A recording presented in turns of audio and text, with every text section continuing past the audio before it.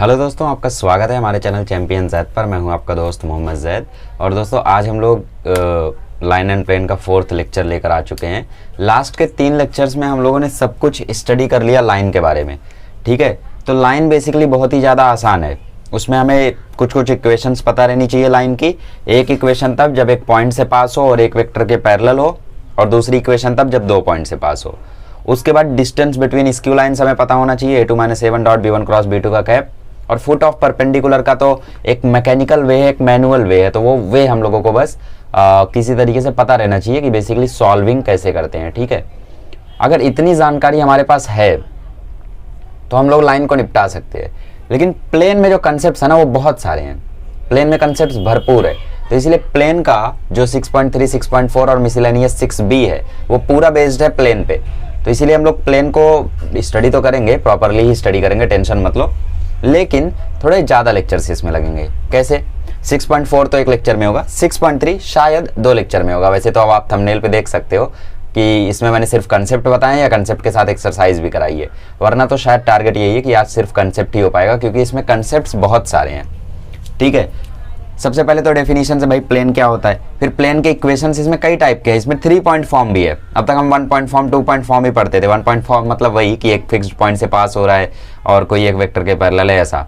फिर 2 point form पढ़ते थे, 2 पॉइंट से पास हो रहा है। इसमें 3 पॉइंट फॉर्म भी रहेगा। तो इसमें बहुत सारी चीज़ें हमें पढ़नी है। तो बेहतर यही होगा कि आप ये लेक्चर और इसका अगला लेक्चर साथ में देखो। मतलब ऐसा लगे ही ना कि ये 2 अलग अलग लेक्चर है। मतलब ऐसा मत करो कि आज कंसेप्ट पढ़ो कल एक्सरसाइज पढ़ो ना। अगर आपके पास टाइम कम है और आप एक ही लेक्चर देख सकते हो तो मैं रिकमेंड करूंगा 6.4 देख लो। ठीक है, मिसलेनियस के 2 लेक्चर बनने तय हैं। तो बेसिकली हम लोगों का प्लेन होगा 5 लेक्चर में, जहां पे लाइन हो गया था सिर्फ 3 लेक्चर में, 6.1, 6.2 और मिसलेनियस 6 से। ठीक है, फिलहाल आज हम लोग पढ़ेंगे कंसेप्ट्स। सबसे पहले समझते हैं प्लेन क्या होता है। सो देखो, प्लेन का डेफिनेशन क्या होता है। प्लेन मतलब क्या? प्लेन मतलब सपोज यहाँ पे हमारे पास एक्स एक्सिस है और यहाँ पे हमारे पास ये सपोज एक्स एक्सिस है और ये मान लो हमारी वाई एक्सिस है।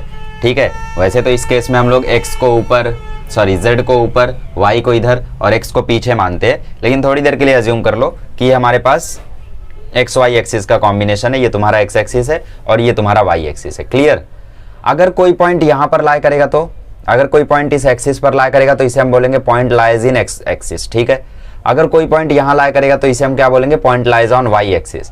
सपोज पॉइंट कहीं यहाँ लाई कर गया, यहाँ पर, जिसके पास कुछ कुछ एक्स कोऑर्डिनेट भी है और कुछ कुछ वाई कोऑर्डिनेट भी है। तो कुछ कुछ एक्स कोऑर्डिनेट, कुछ कुछ वाई कोऑर्डिनेट। पॉइंट कहीं यहाँ पर लाई कर रहा है। ठीक है, यहाँ पर पॉइंट हमारा लाई कर रहा है।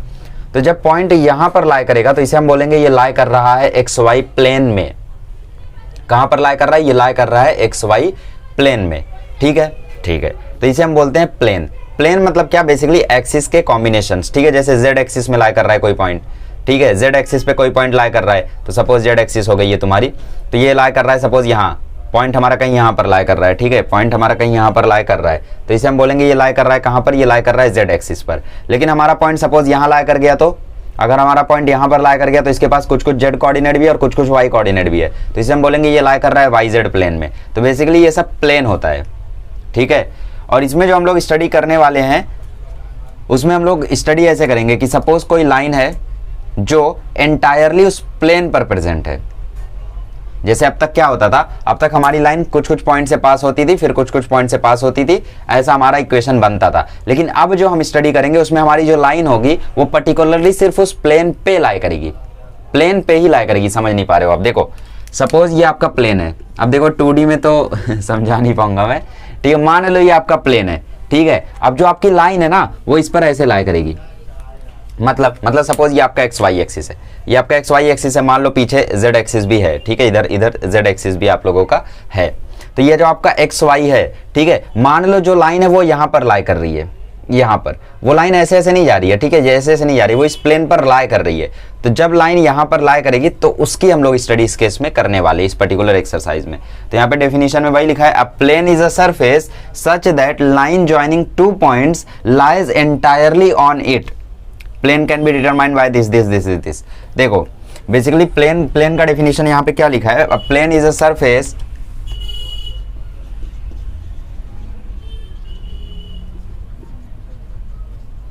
such that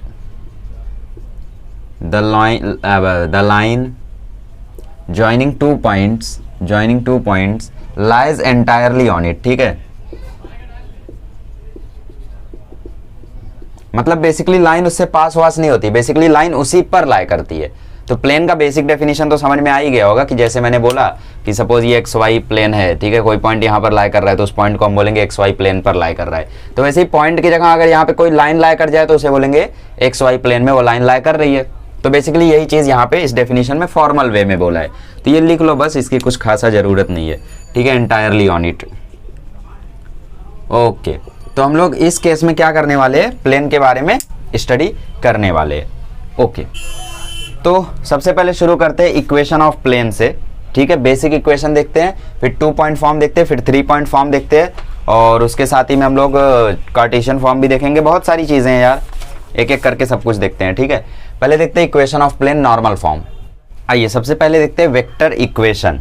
वेक्टर इक्वेशन वैसे कम आएगा, इसमें जो सबसे ज़्यादा जो आपको काम आएगा वो आएगा जनरल फॉर्म। तो जनरल फॉर्म तो बाद में देखेंगे, पहले देखते हैं वेक्टर इक्वेशन।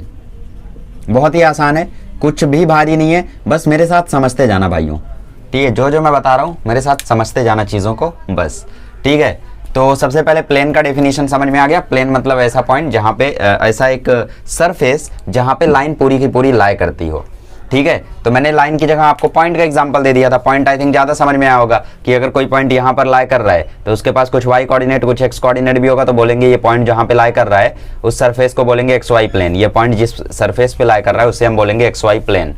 तो प्लेन का मतलब समझ में आ गया। तो जो डेफिनेशन दी है इसमें सिर्फ बोल दिया है कि लाइन लाई करती है, ठीक है। तो ये पॉइंट है, ये पॉइंट है, इसको पॉइंट को जोड़ के एक लाइन बना दो। तो ये लाइन जिस सरफेस पर लाई कर रही है उस सरफेस को हम बोलते हैं प्लेन, ठीक है। वो एक्स वाई प्लेन हो सकता है, वाई जेड प्लेन हो सकता है, एक्स जेड प्लेन हो सकता है, एक्स वाई जेड प्लेन नहीं हो सकता, ठीक है। कोई भी चीज़ 3D में नहीं लाई कर सकती।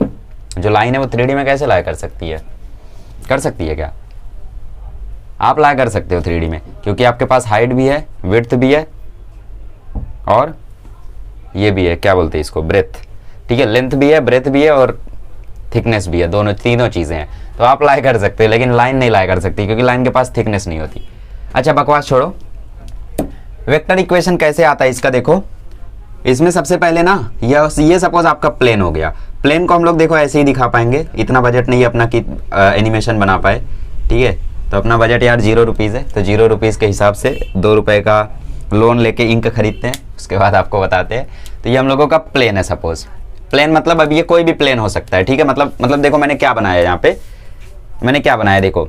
सपोज ये आपका एक्स वाई एक्सिस है, तो बेसिकली ये पूरा का पूरा क्या है, ये पूरा का पूरा एक एक्स वाई प्लेन है ना, ये पूरा का पूरा एक एक्स वाई प्लेन है, ये भी एक्स वाई प्लेन है, ऐसा कोई डाउट नहीं है। ये भी एक्स वाई प्लेन है, ये भी एक्स वाई प्लेन है, कोई डाउट नहीं है। तो ये भी आपका एक्स वाई प्लेन है। तो इसी प्लेन को मैंने बेसिकली यहाँ पे 2D में रिप्रेजेंट कर दिया है, यहाँ से उठाया यहाँ लगा दिया है, समझ पा रहे हो। अब इस प्लेन पर मान लो एक लाइन लाई कर दी है, ठीक है। इस प्लेन पर मान लो एक लाइन लाई करती है ए आर, ठीक है। मान लो यहाँ पे एक लाइन लाई करती है ए आर, ठीक है। ए का पोजीशन वेक्टर है ए बार और आर का पोजीशन वेक्टर है आर बार, और ये लाइन इस प्लेन पर लाई करती है। मतलब ये आपका जो एक्स वाई प्लेन है, यहाँ पर एक लाइन बना दी मैंने, ठीक है। सपोज यहाँ पे एक लाइन ऐसी है, तो ये बेसिकली ये पूरा का पूरा प्लेन यहाँ पहले रख दिया, फिर यहाँ पे जो ये छोटी सी लाइन थी इसको उठा के भी यहाँ रख दिया, समझा, ओके। अब देखो एक होता है नॉर्मल। नॉर्मल क्या होता है? नॉर्मल होता है a line which is perpendicular to the plane. Normal क्या होता है? नॉर्मल का डेफिनेशन यहाँ पे लिखा है क्या? डेफिनेशन अगर नहीं लिखा है तो फिर वही बोल सकते हो कि normal is a line which is perpendicular to the plane, ठीक है। सो नॉर्मल क्या होता है? नॉर्मल होता है अ लाइन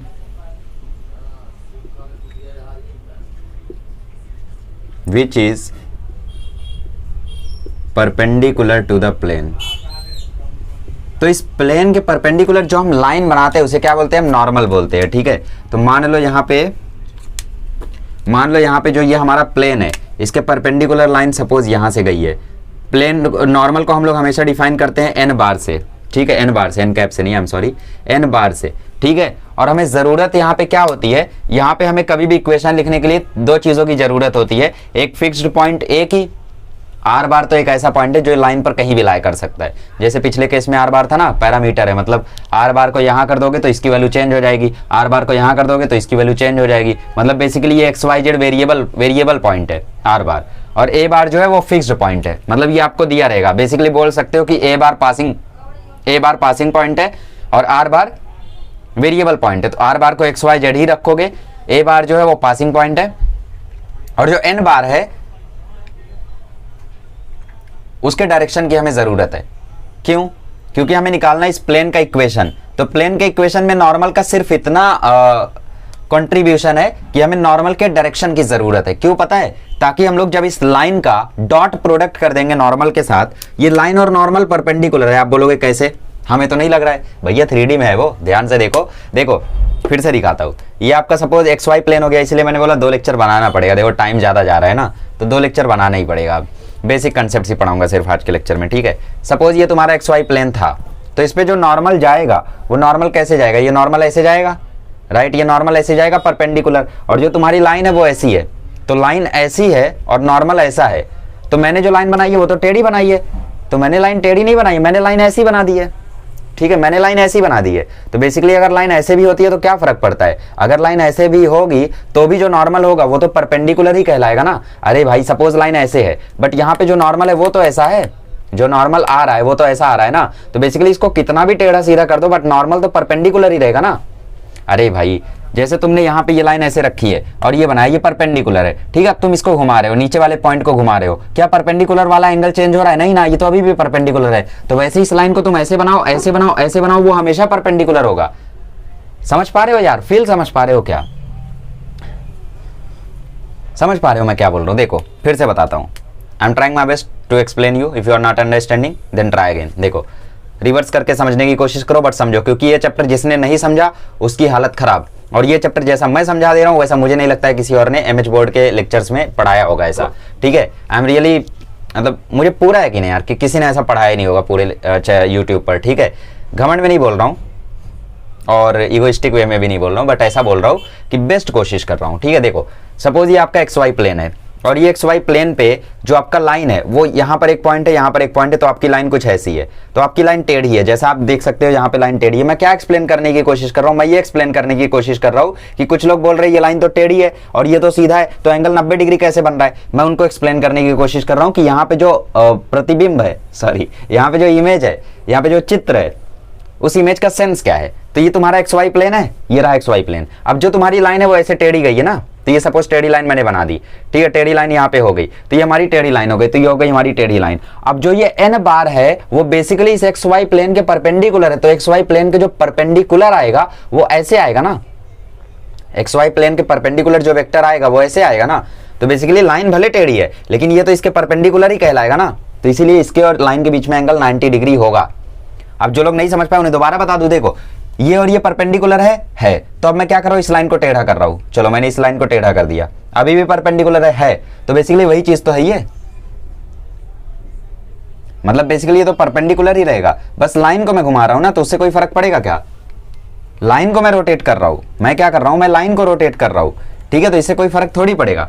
तो बेसिकली ये लाइन रोटेटेड है, लेकिन जो नॉर्मल है वो मैंने तो ऊपर बनाया है, लेकिन नॉर्मल असल में इसके ऊपर है। मैंने नॉर्मल को ऊपर ड्रॉ किया है, लेकिन नॉर्मल असल में ऐसे अंदर या बाहर की तरफ है। नॉर्मल जो है वो या तो इसके अंदर जा रहा है या तो इसके बाहर आ रहा है, क्योंकि नॉर्मल की डेफिनेशन क्या है? A line which is perpendicular to the plane. तो बेसिकली ये नॉर्मल जो है वो इस प्लेन के परपेंडिकुलर है, तो अगर प्लेन यहाँ पे है तो इसके परपेंडिकुलर वेक्टर कहाँ आएगा बताओ? यहाँ पर या अंदर? या तो यहाँ पर आएगा या तो अंदर आएगा, दोनों बात सही है। तो ऑब्वियसली जो नॉर्मल है वो या तो ऐसे है या तो इसके अंदर की तरफ है, तो ऑब्वियसली ये लाइन जो आपको दिख रही है वो इस नॉर्मल के परपेंडिकुलर हुई या नहीं हुई? सपोज लाइन ऐसी है, ये जो लाइन है देखो ये लाइन ऐसी है, और नॉर्मल मैंने बोला या तो बाहर जा रहा है या तो अंदर जा रहा है, तो ये तुम्हारी लाइन है ऐसे, ठीक है, चलो ऐसे, ये लाइन तुम्हारी ऐसे है, तो ये नॉर्मल कुछ ऐसे है, तो बताओ ये चीज परपेंडिकुलर नहीं होती क्या? इसको मैं थोड़ा सीधा कर दूं तो बताओ परपेंडिकुलर है या नहीं? ये दोनों है ना ऑब्वियसली, तो इसीलिए ये दोनों परपेंडिकुलर है। अच्छा, तो अगर ये दोनों परपेंडिकुलर है तो मुझे क्या करना है? ए बार आर बार का डॉट प्रोडक्ट करना है एन बार से। तो ए आर बार का अगर मैं डॉट कर दूंगा एन बार से तो वो 0 हो जाएगा। क्यों? क्योंकि दोनों परपेंडिकुलर है आपस में। So therefore A are bar का अगर मैं डॉट कर दूंगा एन बार से तो वो क्या हो जाएगा? वो हो जाएगा 0, परपेंडिकुलर है ना। So therefore A are bar को मैं लिख सकता हूँ आर बार माइनस ए बार, इसका मैं जब डॉट कर दूंगा एन बार से तो वो हो जाएगा 0। So therefore r bar dot N bar minus ए बार डॉट एन बार बराबर हो जाएगा 0। एन बार ले लो कॉमन, तो are bar minus A bar बराबर हो जाएगा 0। सो देयरफॉर वेक्टर इक्वेशन आता है R bar minus A bar dot N bar is equals to 0। या फिर कुछ लोग इसको ना मानने की जगह एक और इक्वेशन मानते हैं, r bar dot N bar is equals to a bar dot N bar. तो ये दोनों आप मान सकते हो, ये आपके ऊपर है टोटली, दोनों में से आप कौन सा यूज़ करना चाहते हो। मैं प्रीफर करता हूँ ये सेकंड वाला, क्योंकि जब अभी जनरल फॉर्म आएगा ना तो वहाँ पे ये सेकंड वाला ही काम आएगा। तो बेसिकली आर बार क्या है, आर बार है variable vector X Y Z. X Y Z जैसे जैसे बदलोगे इस लाइन की पोजीशन बदलती रहेगी, इस प्लेन की पोजीशन बदलती रहेगी, ऐसा बोल सकते हो। एन बार को जैसे जैसे बदलोगे, एन बार बदल ही नहीं सकते ना, वो तो नॉर्मल है। तो नॉर्मल का हमें सिर्फ डायरेक्शन से लेना देना है, क्योंकि नॉर्मल सिर्फ डॉट प्रोडक्ट करने के काम आ रहा है। तो बेसिकली हमें नॉर्मल वेक्टर की जरूरत नहीं है, नॉर्मल वेक्टर मिलता है तो भी चलता है, लेकिन अगर नहीं मिलता है नॉर्मल वेक्टर तो हम नॉर्मल के डायरेक्शन रेशियो से भी काम चला सकते हैं, क्योंकि हमें नॉर्मल के सिर्फ डायरेक्शन की जरूरत है डॉट प्रोडक्ट के लिए, राइट। तो नॉर्मल का सिर्फ हमें डायरेक्शन रेशियो चाहिए, तो हमें सिर्फ इसके ए बी सी की जरूरत है, दैट इज डायरेक्शन रेशियोज। ठीक है, तो यहाँ पे लिख लो ए बार क्या है, ए बार है position vector of fixed point A. ठीक है, फिक्स्ड पॉइंट ए। एन बार क्या है, एन बार है नॉर्मल वेक्टर, एन बार क्या है, नॉर्मल वेक्टर। ठीक है, और ए बी सी क्या है, ए बी सी है direction ratios of normal vector. ठीक है, मतलब एन बार। तो एन बार के अगर तुम्हारे पास डायरेक्शन रेशियोज भी अवेलेबल है तो भी तुम्हारा काम हो जाएगा, ये इक्वेशन तुम अप्लाई कर सकते हो। तो कभी भी तुम्हें क्वेश्चन मिला कि a plane passes through this point, अच्छा इसका मैंने डेफिनेशन तो लिखवाया ही नहीं, कभी भी आपको क्वेश्चन ऐसा मिला तो कब लगाना है, देखो when the plane passes through, कभी भी आपको क्वेश्चन मिला there is a plane which passes through point A, ठीक है, point A whose position vector is a bar and it is perpendicular to n bar। ठीक है, perpendicular to n bar। कभी भी अगर ऐसा क्वेश्चन तुम्हें मिला तो उस केस में समझ जाना तुम्हें ये वाला इक्वेशन अप्लाई करना है। तो मैं ये वाला प्रीफर करता हूँ, कुछ लोग ये वाला प्रीफर करते हैं, वो आपकी अपनी चॉइस है, इट्स हर नहीं योर चॉइस। ठीक है, अब देखो ये हो गया वेक्टर इक्वेशन, आई होप समझ में आया होगा। वेक्टर इक्वेशन ये है और ये है। कार्टेशियन इक्वेशन भी होता है, तो कार्टेशियन इक्वेशन क्या होता है थोड़ा समझते हैं। ठीक है, कार्टेशियन इक्वेशन मैं क्या करूंगा, खुद से निकालने की कोशिश करूंगा, डायरेक्टली लिखाऊंगा नहीं। देखो are bar minus A bar, are bar के कोऑर्डिनेट्स क्या होंगे हमारे, आर बार हमारा फिक्स्ड पॉइंट नहीं है तो ये वेरिएबल होगा, तो ये होगा एक्स वाई जेड। ए बार तो हमारा फिक्स्ड पॉइंट है तो ए बार का कोऑर्डिनेट होगा x1 y1 z1। ठीक है, और n का जो डायरेक्शन रेशियो है वो होगा ए बी सी। ओके, तो a are bar dot N bar हमें जीरो करना है, या फिर आर बार माइनस ए बार का डॉट एन बार के साथ हमें जीरो करना है। तो जरा मुझे एन बार बताओ आएगा क्या। ठीक है, एन बार मुझे बताओ आएगा क्या। तो एन बार आएगा ए i cap, B j cap और सी के कैप, राइट। और जो ए आर बार है वो क्या आएगा, ए आर बार आएगा x minus x one i cap, मतलब बेसिकली आर बार माइनस ए बार आएगा तो ये आएगा x minus x one i cap plus y minus Y one j cap plus z minus z one k cap. ठीक है, तो ये हो गया हमारा a are bar, x minus x one i cap, y minus Y one j cap, z minus z one k cap. मुझे क्या करना है, मुझे ए आर बार और एन बार का डॉट जीरो करना है। So we have to do a are bar dot N bar बराबर जीरो। तो इस एन बार का ए आर बार के साथ डॉट जीरो करो, तो आई कैप वाला आई कैप से मल्टीप्लाई होगा, मतलब ए मल्टीप्लाई होगा एक्स माइनस एक्स वन से। तो इसका इक्वेशन आता है a into x minus x one, b multiply होगा वाई माइनस वाई वन से, सी मल्टीप्लाई होगा जेड माइनस जेड वन से, और ये बराबर होगा जीरो के। तो ये हो जाएगा तुम्हारा a are bar dot N bar बराबर जीरो। तो ये होता है कार्टेशियन इक्वेशन, ध्यान रखना ये होता है कार्टेशियन इक्वेशन। ठीक है, तो कभी भी अगर तुम्हें कार्टेशियन इक्वेशन दिया तो तुम उससे वेक्टर इक्वेशन में आ पाओगे, ऑब्वियसली आ पाओगे, क्योंकि ए बी सी तुम्हारा एक्चुअली एन बार बन जाएगा, X one Y one Z one तुम्हारा एक ए बार बन जाएगा, और बाकी आर बार तो वेरिएबल रहता है तो उसको लिखने की जरूरत नहीं होती है। तो ये होता है तुम्हारा कार्टेशियन इक्वेशन। यहाँ पे X one Y one Z one जो है, ठीक है, X one Y one Z one जो है वो कोऑर्डिनेट्स है फिक्स्ड पॉइंट ए के। ठीक है, X one Y one Z one जो है वो कोऑर्डिनेट्स है फिक्स्ड पॉइंट ए के, फिक्स्ड पॉइंट ए के कोऑर्डिनेट्स है। और यहाँ पे जो ए बी सी है, जो ए बी सी है वो डायरेक्शन रेशियो है नॉर्मल का। तो ये चीज़ अगेन एक कॉपी कर लेना यहाँ पे। ठीक है, तो अच्छे से नोट्स बनाओ इसके, जितने अच्छे नोट्स होंगे उतना अच्छा तुम्हारा लाइन प्लेन होगा। चलो अब इसका जनरल फॉर्म समझने की कोशिश करते हैं। अभी देखो हम सीखते हैं जनरल फॉर्म, जो कि इस केस में इंपॉर्टेंट है। General form, general form.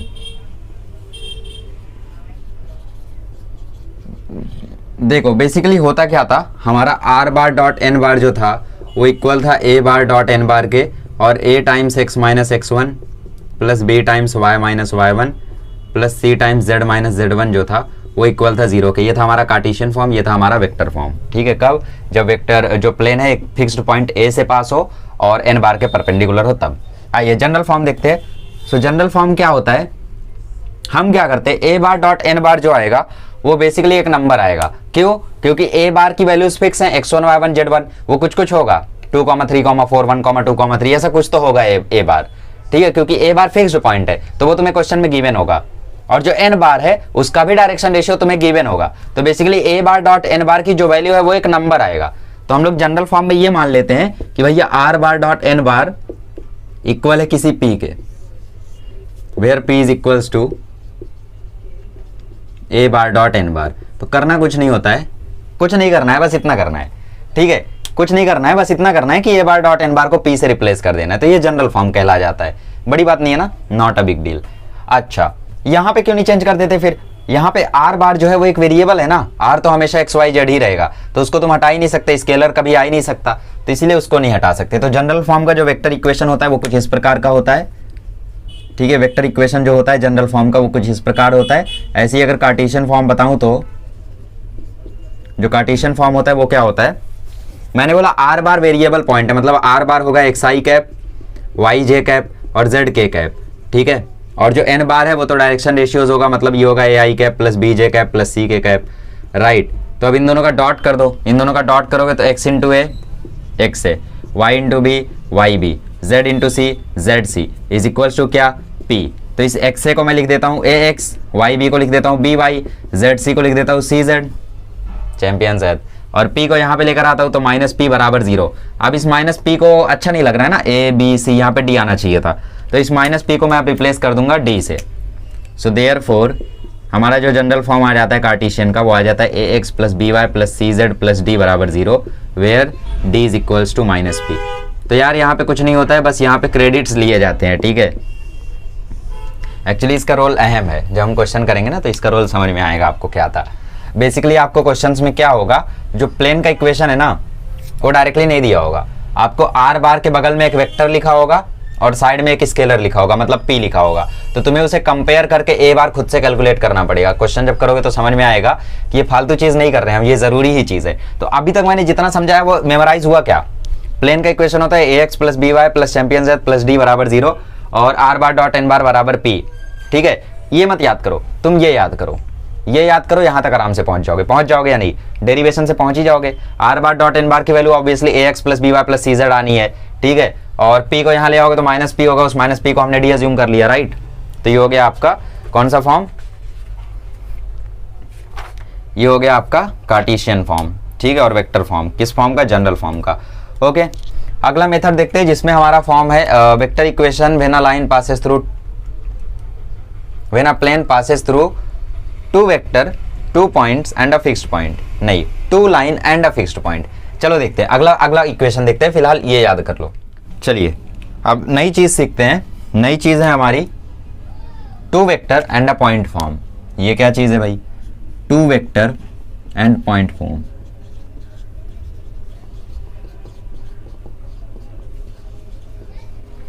ये हमसे क्या कहता है आप खुद समझ जाओगे अभी, और इसका भी ओरिजिन यहीं से हुआ है। ठीक है, मैंने बोला तुम्हें ये याद कर लो, बाकी सब तुम्हें अपने आप याद होता चला जाएगा, और चीजों को समझ के चलोगे ना तो याद भी नहीं करना होगा। ये भी तो डिराइव करके ही आया है, इसका जो ओरिजिन हुआ है कैसे हुआ है, डेरिवेशन से। तो डेरिवेशन ही सिर्फ समझ के रखो। डेरिवेशन कैसे समझोगे, जब कंसेप्ट समझोगे, तो कंसेप्ट को समझाने में मैं मैक्सिमम टाइम लेता हूँ। ठीक है, कंसेप्ट समझाने में मैं मैक्सिमम टाइम लेता हूँ, हाँ, लेकिन बाकियों से मिनिमम टाइम लेता हूँ। अपने हिसाब से खुद के कॉम्पिटिशन में बोलूँ तो मैं मैक्सिमम टाइम कंसेप्ट सिखाने में ही लेता हूँ। क्वेश्चंस में तो यार अगला लेक्चर देखना तुम खुद, 11 क्वेश्चन है, आधे घंटे में शायद हो जाए, वैसे कोशिश करूंगा 1 घंटे में कराऊं, है ना, थोड़ा सा अपने को भी। Okay, 2 vector and a point form का स्टेटमेंट हमसे क्या कहता है, equation of a plane which passes through a point A, equation of a plane which passes through point A, ठीक है, point A and parallel to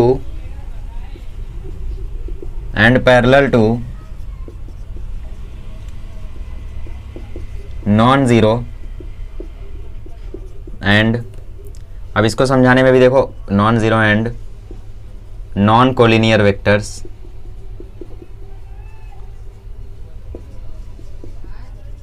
B bar and c bar. देखो अब इस क्वेश्चन में नॉर्मल की चर्चा नहीं की है, ठीक है, क्योंकि नॉर्मल इसमें एग्जिस्ट ही नहीं करता है, ठीक है, just like your logic. Okay देखो यहाँ पे, तो यहाँ पे आपका ये प्लेन है, इस प्लेन में हमारा जो लाइन है वो पास हो रहा है किसी एक पॉइंट ए से, ठीक है, तो बेसिकली समझ लो ये प्लेन ही है और यहाँ पे जो हमारा लाइन है वो पास हो रहा है यहाँ पे पॉइंट ए से, ठीक है, जिसका पोजीशन वेक्टर है ए बार और यहाँ पे आर है जिसका पोजीशन वेक्टर है आर बार। Clear clear. अब ये जो प्लेन है ये पैरेलल है दो नॉन कोलिनियर वेक्टर के। अब आप बोलोगे नॉन कोलिनियर वेक्टर के पैरेलल कैसे हो सकता है प्लेन? अगर वेक्टर नॉन कोलिनियर है तो वो आपस में ही पैरेलल नहीं है, और अगर वो आपस में ही पैरेलल नहीं है तो प्लेन के पैरेलल कैसे होंगे? समझाते हैं। देखो ये हो गया तुम्हारा फिर से, ठीक है, ये हो गया तुम्हारा फिर से एक्स वाई प्लेन। मान लो तुम्हारी जो लाइन है वो ऐसी है, एक वेक्टर तुम्हारा ऐसा है, क्या इस वेक्टर के ये प्लेन पैरेलल है? बिल्कुल है। अरे मेरे भाई तुम्हारा प्लेन ऐसे जाए, सॉरी तुम्हारी लाइन ऐसे जाए ऐसे जाए ऐसे जाए, क्या फर्क पड़ेगा? प्लेन तो हमेशा ऐसे ही है ना, तो तुम इसके आगे ऐसे रहो कैसे भी रहो, तुम इसके पैरेलल ही रहोगे अनटिल एंड अनलेस तुम इसको ऐसे ना घुमा दो। जब तक इसको तुम ऐसे रोटेट नहीं कर दोगे तब तक तुम पैरेलल ही रहोगे। तो अगर तुम इसको ऐसे रोटेट कर रहे हो, ऐसे रोटेट कर रहे हो, ऐसे रोटेट कर रहे हो, फर्क पड़ेगा क्या? नहीं फर्क पड़ेगा, क्योंकि प्लेन के पैरेलल ही कहलाओगे। तो बेसिकली यहाँ पे वही बोल रहा है कि टू नॉन कोलिनियर वेक्टर, तो ये एक वेक्टर ये दूसरा वेक्टर, ये आपस में नॉन कोलिनियर और नॉन पैरेलल हैं, तो क्या ये दोनों अगर इसी प्लेन पे लाई कर रहे हैं तो क्या इसके पैरेलल ये कहलाएंगे? बिल्कुल कहलाएंगे, क्योंकि ये प्लेन ऐसा है, इस प्लेन के सामने ये लाइन सपोज ऐसे जा रही है, ठीक है, कहीं भी चली जाए लेकिन इस प्लेन से इंटरसेक्ट कर पाएगी क्या? नहीं, तो इसका मतलब पैरेलल ही है, राइट। सपोज ये तुम्हारा पहला वेक्टर, ये तुम्हारा दूसरा वेक्टर, ये दोनों नॉन कोलिनियर है, नॉन पैरेलल है, लेकिन फिर भी ये कभी मिलेंगे क्या एक दूसरे से? कभी नहीं मिलेंगे। तो जो कभी नहीं मिलते वो क्या होते हैं? पैरेलल, ठीक है, जैसे आपका लॉजिक और क्वेश्चन। अब देखो तो दो नॉन कोलिनियर वेक्टर्स यहाँ पे कौन कौन से हैं? बी बार और सी बार। तो आप मान लो कहीं पर भी हैं, सपोज ये आपका पहला वेक्टर हो गया बी बार और यहाँ पे आपका दूसरा वेक्टर हो गया सी बार, ठीक है, तो चलो पैरेलल हो गए, पैरेलल नहीं करना है ना, ठीक है, तो मान लो दूसरा वेक्टर ऐसे है सी बार, तो ये दोनों आपस में पैरेलल नहीं है, ठीक है। तो इक्वेशन लिखने के लिए हमें जरूरत किसकी रहती है? हमें जरूरत रहती है एक नॉर्मल वेक्टर की और एक फिक्स्ड पॉइंट की। तो फिक्स्ड पॉइंट तो हमें दे दिया है ए बार, लेकिन नॉर्मल वेक्टर नहीं दिया है। तो अब आप समझ ही गए हो नॉर्मल वेक्टर कैसे आएगा। अगर हम बी क्रॉस सी कर देंगे, बी क्रॉस सी जैसे ही करेंगे तुरंत हमें नॉर्मल वेक्टर मिल जाएगा। तो इसका मतलब बी क्रॉस सी कर दो तो हमें मिल जाएगा normal vector, that is b cross c. तो इसमें करना क्या है पता है? कुछ नहीं करना है, बस इतना करना है इसमें कुछ नहीं करना है, इसमें इतना करना है कि इस n को b क्रॉस सी से रिप्लेस कर दो, वही इक्वेशन छाप दो। तो तुम्हारी इक्वेशन आ जाएगी r bar dot n bar की जगह b cross c, a bar dot n bar की जगह b क्रॉस सी। ये हो गया तुम्हारा two vector and a point form. पल्ले बड़ा कुछ अकल आई। तो ये हो गया तुम्हारा वेक्टर फॉर्म। इसमें क्या किया तुमने? इसमें तुम्हें n बार नहीं दिया था, इसमें तुम्हें बल्कि दो वेक्टर दिया था जिनके पैरेलल था प्लेन। जैसे लास्ट एक्सरसाइज जो 6.1 थी और जो मिसलेनियस था, 6.2 में तो ऐसा क्वेश्चन नहीं था, बट 6.1 में और 6.6a में, ठीक है, मिसलेनियस में और 6.1 में ऐसे बहुत सारे क्वेश्चन थे जिसमें बोला है कि एक लाइन जो है वो परपेंडिकुलर है दो वेक्टर के, ठीक है, और तुम्हें पैरेलल वेक्टर की जरूरत रहती थी तो तुम उन दोनों का क्रॉस करके पैरेलल वेक्टर ले आते थे। तो वैसे ये प्लेन है, ये पैरेलल है दो वेक्टर्स के, तो तुम्हें जरूरत है परपेंडिकुलर वेक्टर की। तो इन दोनों का तुमने क्रॉस जैसे ही किया तुम्हें परपेंडिकुलर वेक्टर मिल गया प्लेन के। तो बेसिकली n बार की जगह b क्रॉस सी आ गया, तो तुमने यही इक्वेशन छापी, बस n बार की जगह b क्रॉस सी कर दिया। लॉजिकली सोचने जाओ तो ऐसे सोच सकते हो कि r बार का जो डॉट होगा, सॉरी जो a r बार का डॉट होगा, ठीक है, किससे? b क्रॉस सी से, वो 0 होगा, ठीक है। लॉजिकली अगर सोचने जाओ, चलो ठीक है, लॉजिकली भी यही सोच देता हूँ। लॉजिकली अगर सोचने जाओ, आई एम सॉरी, फिर से रिपीट करेंगे वो डायलॉग, कौन सा? लॉजिकली अगर सोचने जाओ तो ए आर बार का जो डॉट है वो बी क्रॉस सी से 0 होगा। क्यों 0 होगा? क्योंकि ए आर बार जो है वो बी क्रॉस सी के परपेंडिकुलर आ रहा है। अब मैं दोबारा नहीं बताऊंगा कि B cross C A are bar के परपेंडिकुलर है, ये लाइन तो टेढ़ी है, फिर क्यों परपेंडिकुलर है? पीछे जाओ, पहला जो कंसेप्ट बताया था उसमें मैंने बार बार रिपीट करके बताया था परपेंडिकुलर क्यों है। बेसिकली ये जो एन बार है ये बेसिकली बाहर की तरफ है, तो एन बार अगर बाहर की तरफ है और ये प्लेन ऐसा है तो इसके अगर तुम बाहर की तरफ कोई चीज ले जाओगे तो बेसिकली इन दोनों के बीच का रिलेशन क्या हुआ? परपेंडिकुलर ही तो है ये चीज क्या है? परपेंडिकुलर है ना। तो basically A are bar dot B cross C perpendicular है, तो इसीलिए इन दोनों का डॉट प्रोडक्ट 0 होगा।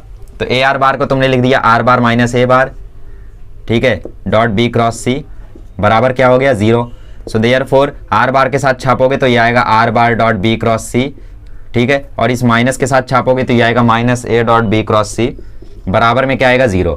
सो therefore r bar dot B cross c is equals to आ जाएगा a bar dot B cross c. तो ये हो गया तुम्हारा two vector and a point form. तो दो वेक्टर यहाँ पे कौन से हैं, बी और सी, एक पॉइंट कौन सा है ए।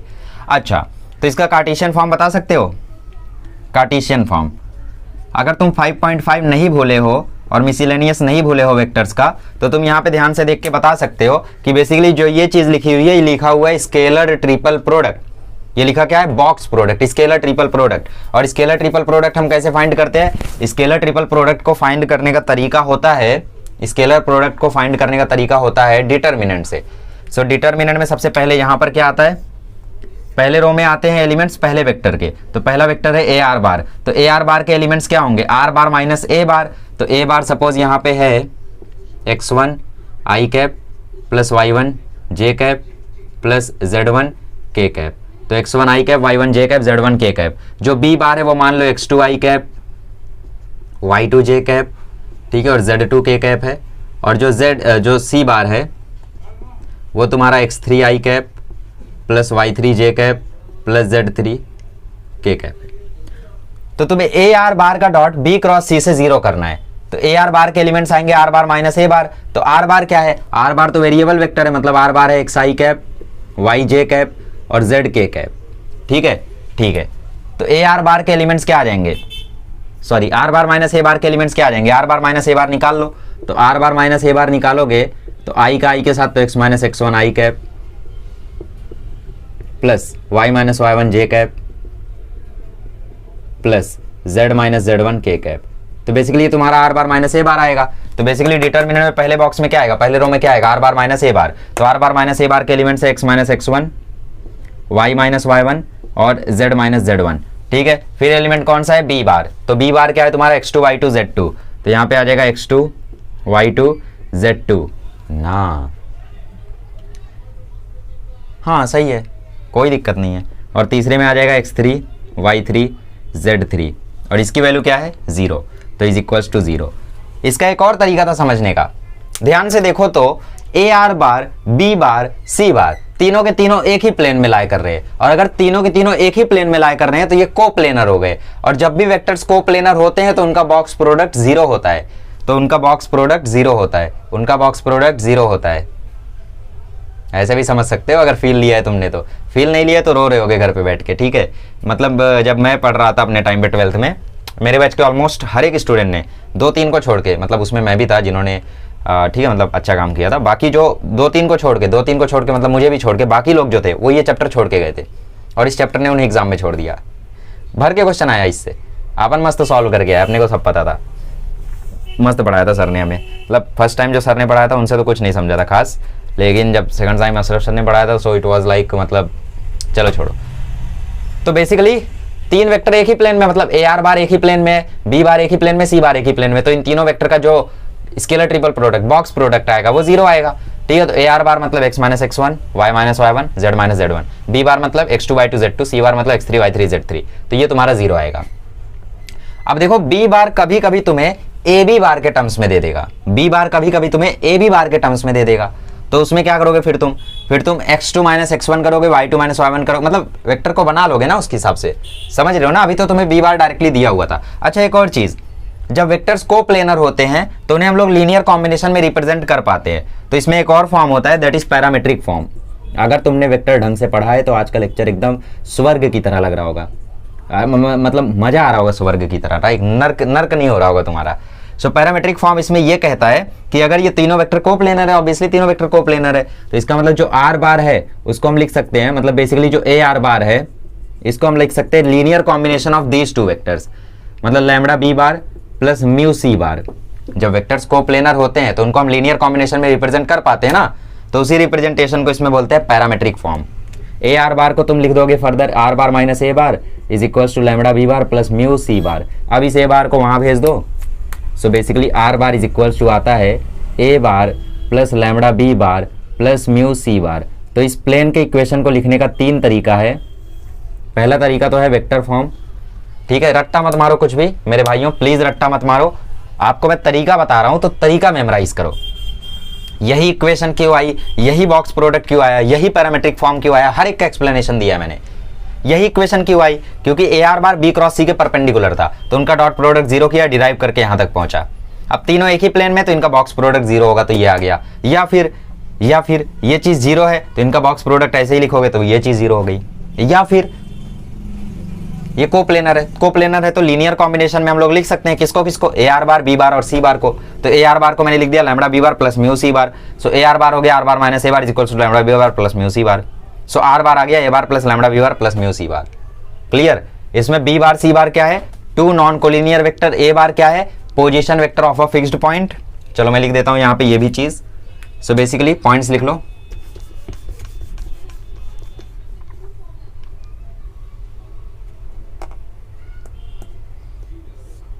ए बार क्या है, position vector of fixed point A, ठीक है। बी बार सी बार क्या है, नॉन कोलिनियर वेक्टर्स। अच्छा नॉन कोलिनियर वेक्टर्स क्यों लिए पता है, नहीं पता ना तुम्हें, मैं बताना भी भूल रहा था, अच्छा वो याद आ गया। अगर बी और सी कोलिनियर या पैरेलल हो गए तो इनका क्रॉस प्रोडक्ट जीरो हो जाएगा ना, क्योंकि इनके बीच का एंगल तो फिर जीरो हो जाएगा। अगर ये पैरेलल या कोलिनियर हो गए तो पैरेलल और कोलिनियर होते ही इनके बीच का एंगल जीरो हो जाएगा, और इनके बीच का एंगल जीरो होते ही इनका जो क्रॉस प्रोडक्ट है वो जीरो हो जाएगा। तो बेसिकली प्लेन का इक्वेशन रद्द हो जाएगा अगर ये जीरो हो जाएगा तो, राइट। तो इसीलिए ये नॉन कोलिनियर रहने चाहिए, और कोई वजह नहीं है, ठीक है। Non collinear vectors. और आर बार क्या है, वेरिएबल वेक्टर, ठीक है। और बी क्रॉस सी क्या है, नॉर्मल वेक्टर। बी क्रॉस सी क्या है, बी क्रॉस सी है नॉर्मल वेक्टर। तो बेसिकली करना कुछ नहीं था, सिर्फ एन बार की जगह बी क्रॉस सी रिप्लेस कर देना था। चलो छाप लोगे, अब अच्छे से नोट्स बनाओ, जितना बढ़िया नोट्स उतना बढ़िया लाइन प्लेन, आगे बढ़ो। चलिए अब हम लोग एक और उसी का क्या बोल सकते हैं उसको,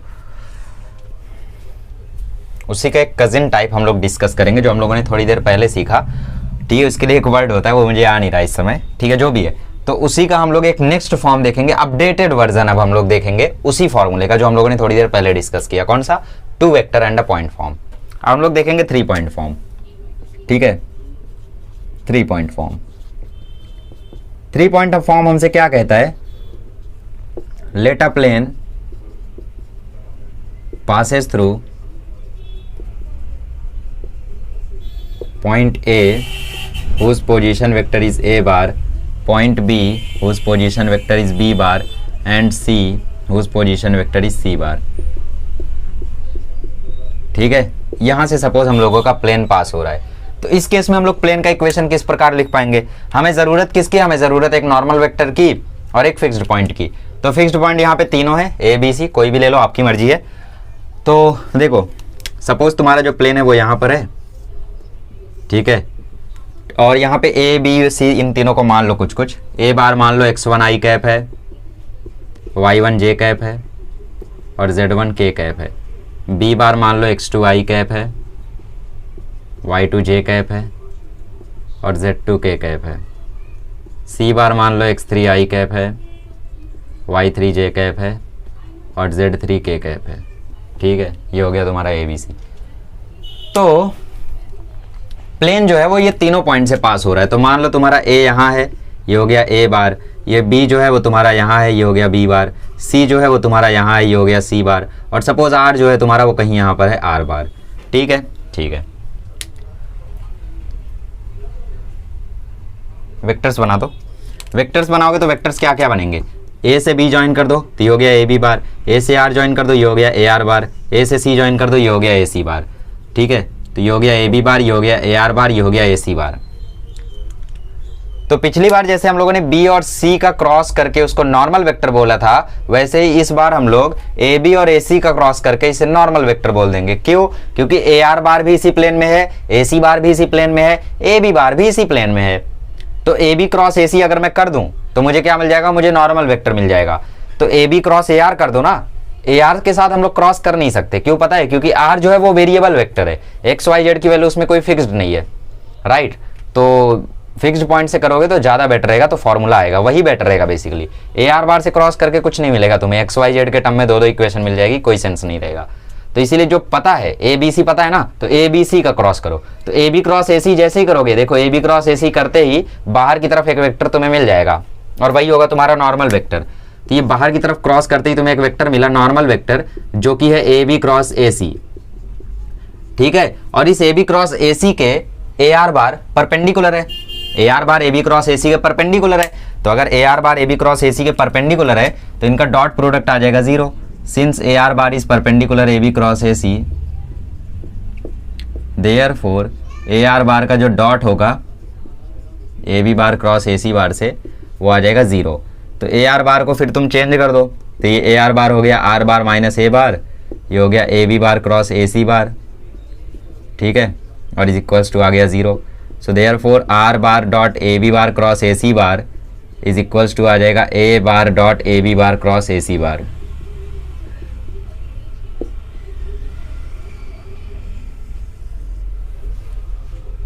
समझ गए? आर बार के साथ ब्रैकेट ओपन किया तो ये आया, ए बार के साथ ब्रैकेट ओपन किया तो ये आया। तो बेसिकली इनका जो प्रोडक्ट है वो क्या आया? 0। तो इसका कार्टेशियन फॉर्म बताओ मुझे, कार्टेशियन फॉर्म क्या आएगा इसका? ये तो था वेक्टर फॉर्म, ठीक है, कार्टेशियन फॉर्म बता दो। कार्टेशियन फॉर्म में बॉक्स प्रोडक्ट 0 हो जाएगा, right. A are bar dot a B cross A c 0 हो जाएगा, या फिर ऐसे समझ लो कि A B A R A सी तीनों एक ही प्लेन में है, तो फिर इनका जो बॉक्स प्रोडक्ट है वो 0 आना है। क्यों? क्योंकि तीनों एक ही प्लेन में, तो कोप्लेनर है। तो बेसिकली यहाँ पे पहले रो में आएगा ए आर बार, तो ए आर बार बना दो जरा। आर बार आपका कुछ नहीं है बल्कि है एक्स आई कैप, वाई जे कैप और जेड के कैप, ये तुम्हारा आर बार है, ठीक है। तो are bar minus A bar बनाओगे तो x minus x one, Y minus Y one, ठीक है, और z माइनस जेड वन, ये बनेगा। और फिर ए बी बार बनाओगे तो वो सेकंड रो में आएगा, तो ए बी बार बनाओगे तो आएगा x1 minus x2, sorry A B bar बनाओगे तो आएगा b बार माइनस ए बार, b बार माइनस ए बार मतलब x2 माइनस x1, तो ये आएगा x2 minus x1, y2 minus y1, z2 minus z1, और ऐसे ही थर्ड वाला आएगा x3 माइनस x2, क्योंकि जब AC बार बनाओगे तो x3 माइनस x1 आएगा, आई एम सॉरी, AC बार बनाओगे तो आएगा C बार माइनस ए बार, तो C बार माइनस ए बार x3 minus x1, y3 minus y1, z3 minus z1,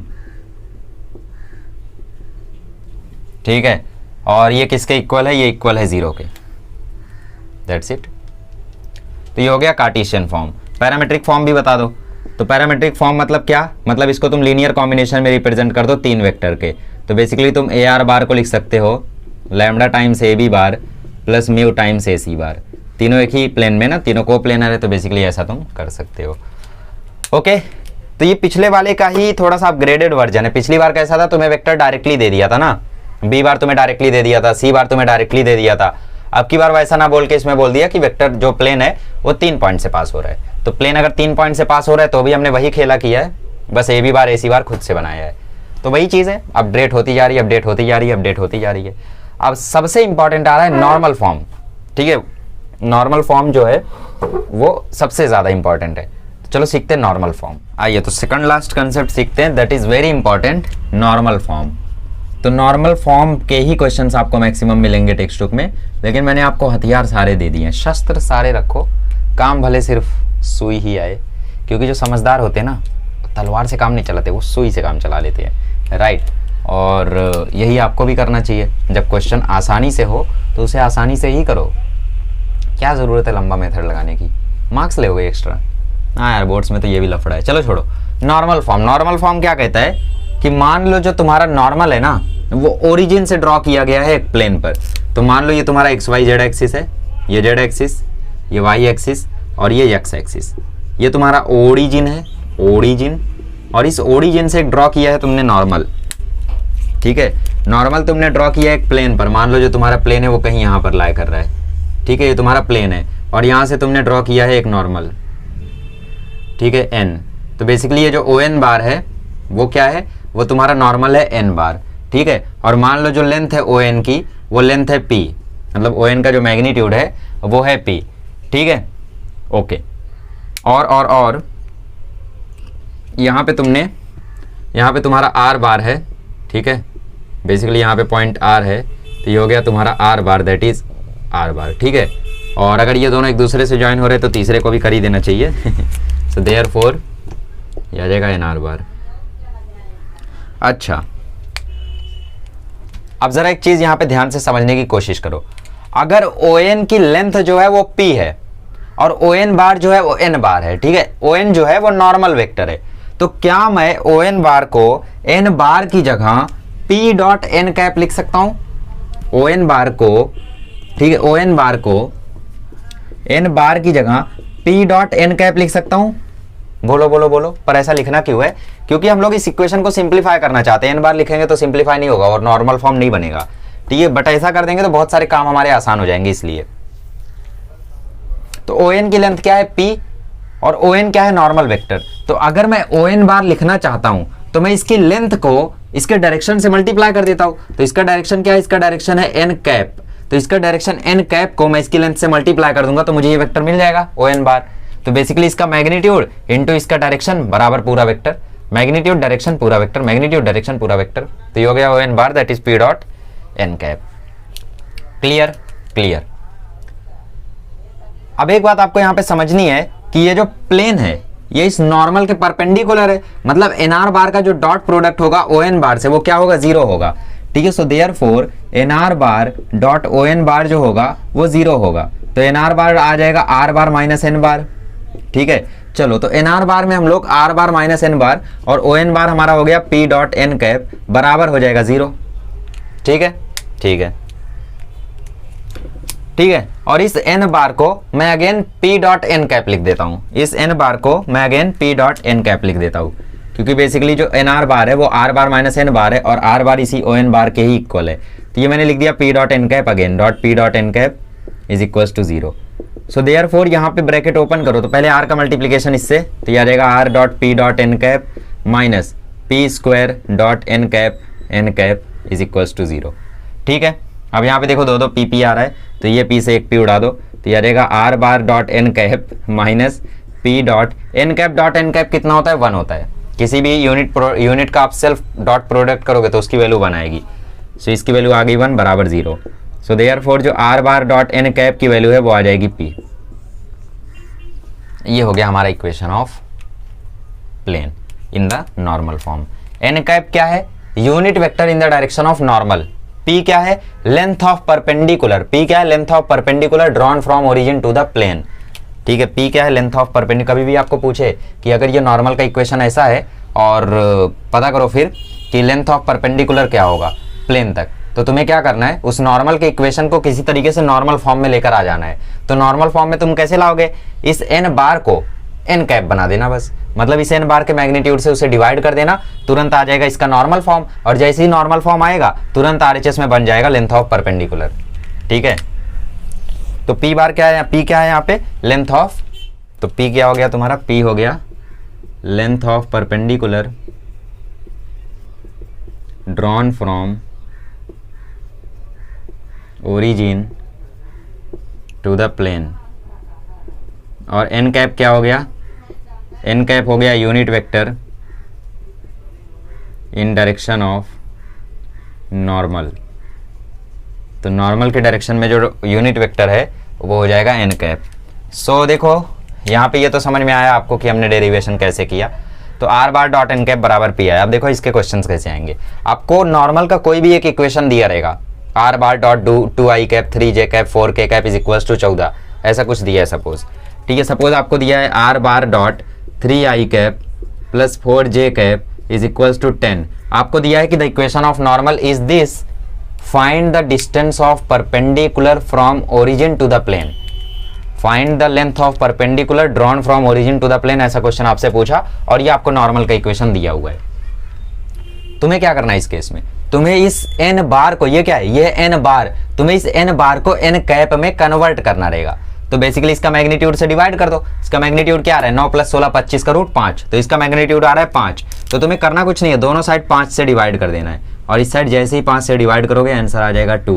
तो जो ये 2 होगा यही तुम्हारा P बन जाएगा और P है length of perpendicular drawn from origin to the plane, तो इसकी डिस्टेंस आ जाएगी 2। समझ में आया इसका काम कहाँ आएगा? तो ये हो गया तुम्हारा normal form. Very very important, I am again saying this is one of the most important equation, ठीक है। अच्छा, कार्टेशियन फॉर्म इसका क्या होता है, देखो एन कैप क्या है। अच्छा, नॉर्मल क्या होता है, नॉर्मल भी एक लाइन होती है जो कि प्लेन के परपेंडिकुलर होती है। तो एन कैप क्या होगा, एन कैप होगा उस लाइन का यूनिट वेक्टर।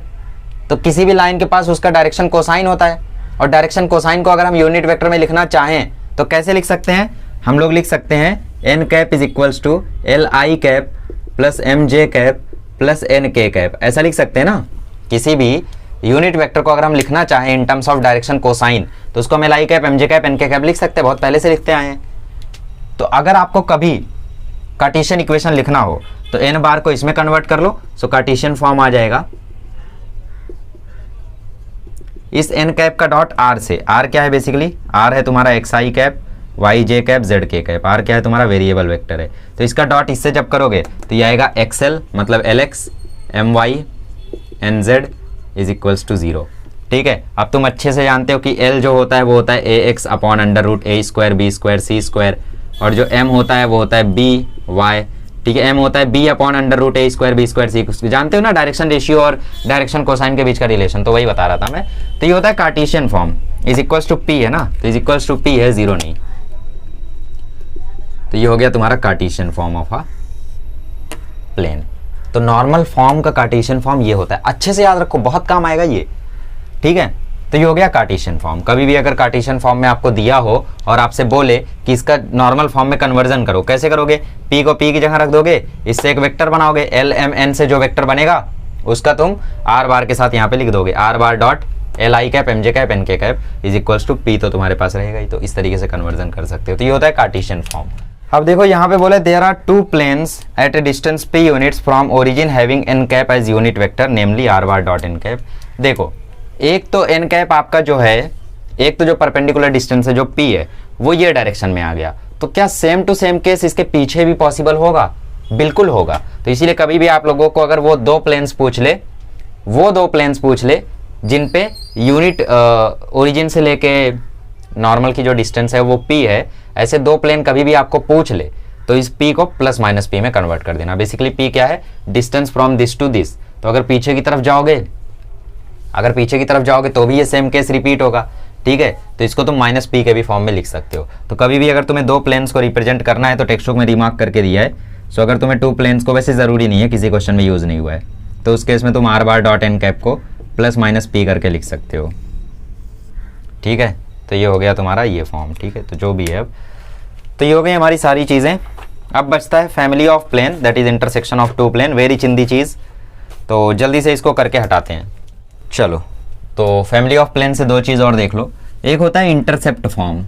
इंटरसेप्ट फॉर्म आपको एक क्वेश्चन है एक्सरसाइज में जहाँ पे काम आएगा। इंटरसेप्ट फॉर्म मतलब एक्स एक्सिस पे कितना इंटरसेप्ट है, वाई पर कितना है और जेड पर कितना है एक प्लेन का। तो इंटरसेप्ट फॉर्म होता है X upon A plus Y upon B plus Z upon C is equals to 1। जैसे लाइन का होता है ना X upon A plus Y upon B बराबर 1, वैसे इसका भी होता है X upon A plus Y upon B बराबर प्लस जेड अपॉन सी बराबर 1। ए क्या होता है एक्स इंटरसेप्ट, बी क्या होता है वाई इंटरसेप्ट, सी क्या होता है जेड इंटरसेप्ट। ये होता है इंटरसेप्ट फॉर्म, ठीक है।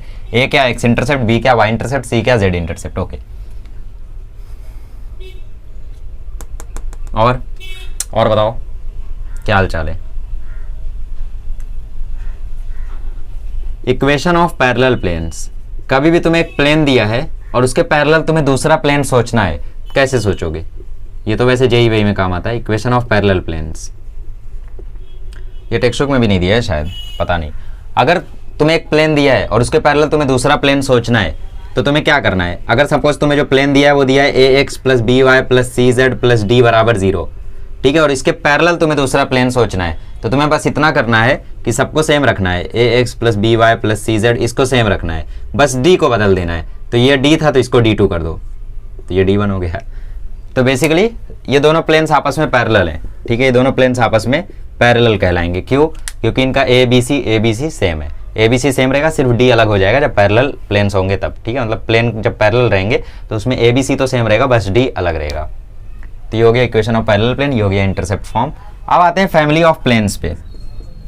तो family of planes is a very चिंदी चीज। वैसे तो इसके ऊपर कोई क्वेश्चन नहीं है, बट जेई में भर भर के आता है। फैमिली ऑफ प्लेन्स कहता है P1 प्लस लैम्बडा P2 बराबर 0, P1 प्लस लैम्बडा P2 बराबर 0। फैमिली ऑफ प्लेन्स का क्या सेंस है पता है कि सपोज तुम्हारे पास दो प्लेन है, ठीक है, एक प्लेन है तुम्हारा ऐसे और दूसरा प्लेन है तुम्हारा ऐसे, ठीक है। थोड़ा मैं स्मार्ट बनने की कोशिश कर रहा हूँ गाइस, नेवर माइंड, ठीक है। तो तुम्हारे पास ये दो प्लेन्स है, एक प्लेन है ऐसे और एक प्लेन है ऐसे, तो ये ऊपर क्या बनाया है? हाँ यार क्या बना दिया इन्होंने समझ में आएगा अभी थोड़ी देर में। और तुम्हें बोल रहा है कि ये प्लेन सपोज P1 है, ये प्लेन सपोज P1 है, ये प्लेन सपोज P2 है। तो एक प्लेन है जो इन दोनों प्लेन को इंटरसेक्ट करता हुआ जा रहा है, ठीक है। वो प्लेन मान लो इसके पीछे है, ये इस प्रकार से,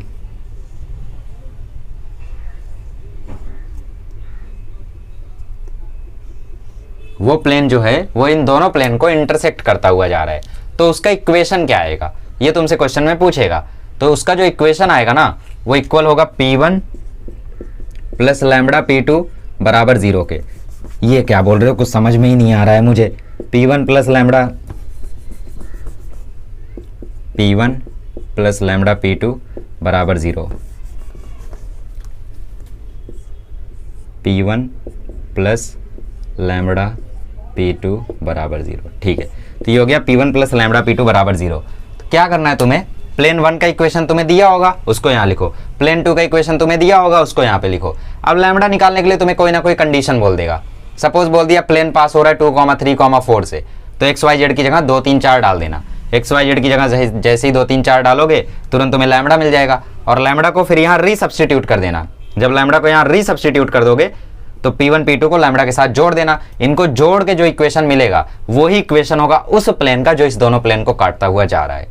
समझ गए? चलो पहले स्टेटमेंट लिख देता हूं, ठीक है। Let a plane, if plane P1 and P2 intersect each other, ठीक है, then the line equation of, अब छोड़ो,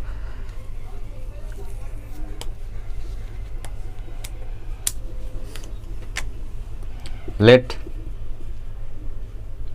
P1 and P2 intersect each other,